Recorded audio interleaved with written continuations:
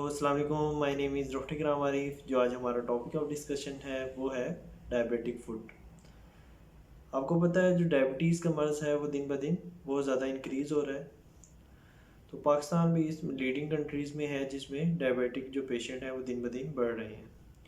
हमने previous video में भी देखा था कि डायबिटिक फूड जो है वो कम्प्लिकेशन के अंदर आता है। जो पेचीदगियाँ हैं शुगर की उसके अंदर एक आता है। शुगर में आपको पता है आइज़ भी इफ़ेक्ट हो सकती हैं, आपको दिल का मसला भी हो सकता है, आपको गुर्दों का मसला भी हो सकता है और आपकी जो पेरिफेरल आर्टरीज़ हैं वो भी डिस्टर्ब हो सकती हैं, मतलब इफ़ेक्ट हो सकती हैं और इसमें आपके पाँव भी इफ़ेक्ट हो सकते हैं। आज जो हम मेन फोकस है वो हम डायबिटिक फुट मतलब पाँव के ऊपर रखेंगे। शुगर के मरीज़ में पाँव कैसे इफ़ेक्ट होता है। तो सबसे पहले हम ये देख लेते हैं। आपको पता है जैसे मैंने आपको बताया है कि शुगर का जो मर्ज़ है उसमें सारे आर्गन इफ़ेक्ट होते हैं। तो उसमें ये होता है कि शुगर के मरीज़ में जो खून की जो नालियाँ हैं वो एक तो तंग हो जाती हैं। उसकी तंग होने की वजह वजह से उनकी वजूहत में ये होता है कि मरीज़ को पहले से ब्लड प्रेशर हो, या सिगरेट पी रहे हो आप, या कोई फैटी डाइट ले रहे हो, मतलब फ़ैट आपका ज़्यादा हो, तो उसमें भी आपकी खून की नालियाँ तंग होना शुरू हो जाती हैं। दूसरा ये होता है कि शुगर के मरीज़ होते हैं उनमें खून का बहाव कम हो जाता है, ब्लड सर्कुलेशन कम हो जाती है। अब खून का बहाव हम कहते हैं कि हम जो पेरिफेरल जो दो जिस्म दिल जो होता है वो पंप कर रहा होता है ब्लड को, वो आपके ब्लड को जिस्म के दूसरे ऑर्गन तक पहुंचाता है।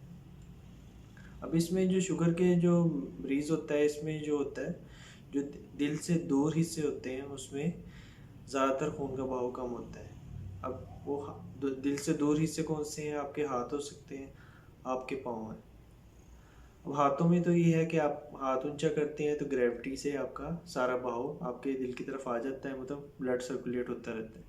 वो पाँव से ऐसा नहीं होता, अगेंस्ट द ग्रेविटी ब्लड नहीं आता, मतलब ऊपर की तरफ ब्लड नहीं आ सकता है। इसलिए सारा जब बहाव कम होता है नीचे की तरफ तो उसमें वो आर्गन इफेक्ट होना शुरू हो जाते हैं और उसमें आपके डायबिटिक फुट बनने के ज़्यादा चांसेस होते हैं। दूसरा ये होता है कि जो शुगर के मरीज़ होता है उसमें असाबी निज़ाम मुतासर हो जाता है। मतलब ये होता है जो दर्द ले जाने वाली नर्व्स होती हैं उसकी जो सेंसिटिविटी कम हो जाती है। जैसे एक तार होती है बिजली की, उसके ऊपर से कोटिंग हटा दी जाए तो आप भी शॉर्ट सर्किट हो जाता है। तो इस तरह ये होता है कि आपका बिल्कुल ही सारा सर्किट आपका बिगड़ जाता है। जो आपके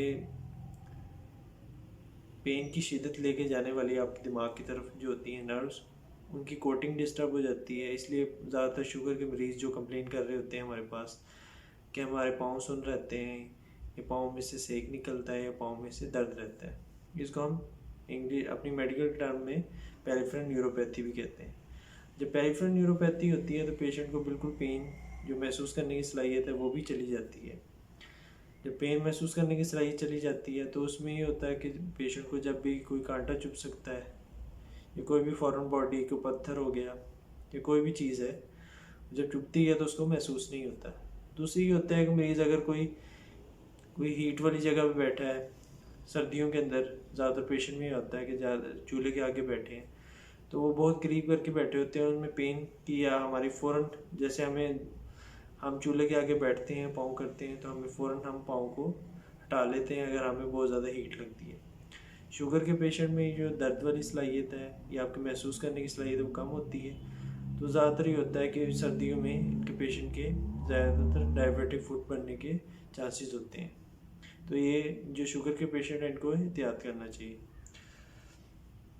और दूसरा ये होता है कि जब शुगर जिस्म के अंदर बहुत ज़्यादा बढ़ती है तो आपको पता है कि इन्फेक्शन होने के चांसेस बहुत ज़्यादा होते हैं। अगर शुगर ज़्यादा होगी तो इन्फेक्शन भी आपके जिस्म में ज़्यादा ही आएगा। तो इसलिए होता है कि जब शुगर का मरीज़ होता है उसमें इन्फेक्शन के होने के आम लोगों की निस्बत बहुत ज़्यादा चांसेस होते हैं। ठीक है, ये भी आपके डायबिटिक फुट जो है उसके बनने में बहुत ज़्यादा किरदार अदा करती हैं। और चौथे नंबर पे आ जाती है कि शुगर के मरीज़ जो होते हैं उसमें इम्यूनिटी बहुत ज़्यादा कम होती है। मतलब आम लोगों के निस्बत से उनके जो क़ुव्वत मुदाफ़त होती है वो बहुत ज़्यादा कम होती है। तो इसलिए ये होता है कि ज़्यादातर उनमें इन्फेक्शन होने के चांसेस और डायबिटिक फुट बनने के चांसेस ज़्यादा होते हैं। अब इसमें जो एहतियात है डायबिटिक पेशेंट में हम देख लेते हैं कि कौन कौन सी करनी चाहिए डायबिटिक पेशेंट को। उसमें सबसे पहले आ जाता है कि अपने पाँव का मुआयना करें, डेली अपना मुआयना करें। जैसे मैं शुगर के पेशेंट को कहते हैं कि अपना आई एग्जामिनेशन करवाएं, हर 3 से 6 महीने के बाद अपना ब्लड प्रेशर चेक करवाएं, अपने गुर्दों के टेस्ट करवाएं। ठीक है, इस तरह ये है कि अपने पाँव का मुआयना करें। पाँव का मुआयना खुद भी कर सकते हैं या कोई घर में से दूसरा बंदा है वो भी कर सकता है। दूसरा ये होता है कि पाँव को इसमें नीम गर्म पानी में आप पहले भिगो के रखें, उसको भी अच्छी तरह साफ़ करें, फिर उसमें देखें कि आपकी उंगलियों के दरमियान में या आपके पाँव के नीचे वाले हिस्से में या साइड पे, एड़ियों पे कोई छोटा सा भी अगर आपको पीप का दाना महसूस हो तो फ़ौरन उसको नोट करें। तो उसमें आप ये देखें कि ज़्यादातर मैंने देखा है कि सर्दियों में या वैसे फंगल जो उंगलियों के दरमियान वाली जगह है, ज़्यादातर डायबिटिक पेशेंट को वो फंगल इन्फेक्शन होने के चांसेस होते हैं।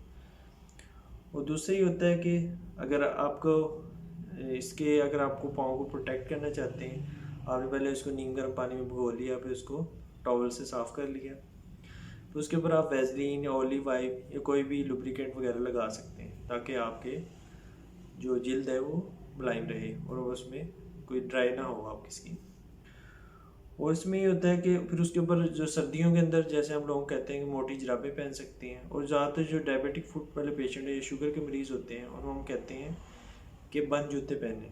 जो खुले जूते होते हैं तो उसमें उंगलियों के अंदर जहाँ जहाँ प्रेशर पड़ेगा वो प्रेशर पे डायबिटिक फुट या अल्सर बनने के चांसेस ज़्यादा होते हैं। तो ये बंद जूते पहने। बंद जूते पहनने से ये होगा कि फ़ौरन बॉडी पत्थर वगैरह लगे या कोई कांटा वगैरह लगने से भी बच सकते हैं। दूसरा ये होता है कि आपको अपने जब भी फ़ौरन अगर आपको थोड़ा दाना महसूस हो तो उसमें आप अपने डॉक्टर से चेकअप करवा के एंटीबायोटिक ले सकते हैं, उसके इंसुलिन एडजस्ट करवा सकते हैं, एक्सरे करवा सकते हैं। दूसरी होती है कि अगर एक्सरे में देखते हैं कि अगर बोन इन्वॉल्व नहीं है, मतलब हड्डी बीच में इन्वॉल्व नहीं हुई, तो उसको एंटीबायोटिक से इंसुलिन एडजस्ट करने से और ज़ख्म की सफाई करने से वो साफ़ हो जाता है। ज़्यादातर वार्ड में ये होता है कि हमारे पास पेशेंट आते हैं तो उसमें हमें अगर हड्डी इन्वॉल्व होगी हो तो उनकी एम्पुटेशन भी करनी पड़ती है, मतलब काटनी भी पड़ सकती है।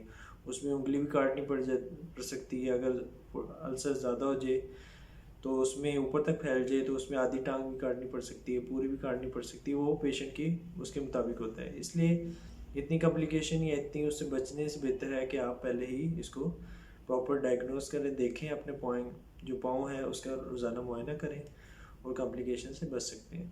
इस वीडियो के मुतालिक कोई भी क्वेश्चन हो तो आप मेरे से कमेंट सेक्शन में पूछ सकते हैं। मेरी वीडियो को ज़रूर लाइक कीजिएगा, शेयर कीजिएगा। Thank you.